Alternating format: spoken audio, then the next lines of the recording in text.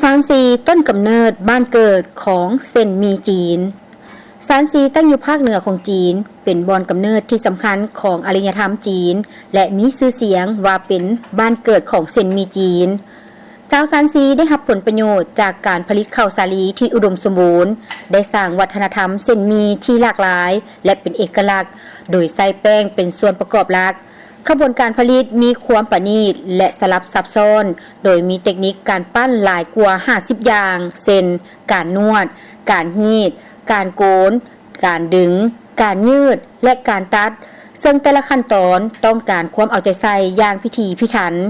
เส้นมีตัดโดยมีดที่ได้รับความนิยมหลายที่สุดต้องการแป้ง1 ปอนด์ต่อน้ำ4 ออนนวดจนกว่าแป้งจะเนียน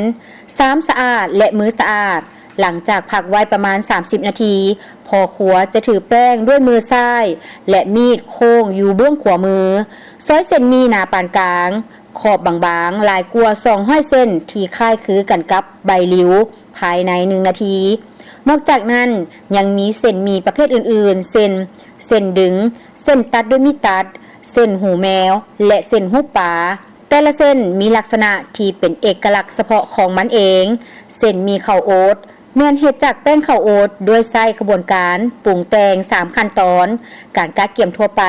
แม่นม้วนเป็นรูปทรงคือหางผึ้งแล้ว1กินกับน้ำซอสเนื้อแกะหรือแกงกะหล่ำปีดองที่มีกลิ่นหอมส่วนให้รับประทานเป็นอย่างยิ่งเป็นเวลาหลายกว่า 2,000 ปีมาแล้วเส้นมีซานซีได้พัฒนาอย่างต่อเนื่องโดยผ่านวิธีการปรุงแต่งอาหารที่หลากหลาย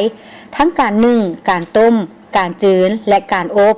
เส้นมีบ่เพียงแต่กินถึกอกถึกใจเท่านั้นแต่ยังได้กลายเป็นรูปแบบศิลปะแขนงหนึ่งอีกด้วยเส้นมีที่ตัดยางด้วยไม้ต่อขา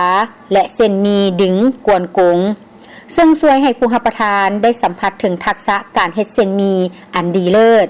ในขณะที่เพลิดเพลินกับอาหารเส้นมีในถ้วยแสดงถึงความหักในชีวิตและการอุทิศตนต่องานสีมือของผู้คนแขวงซานซี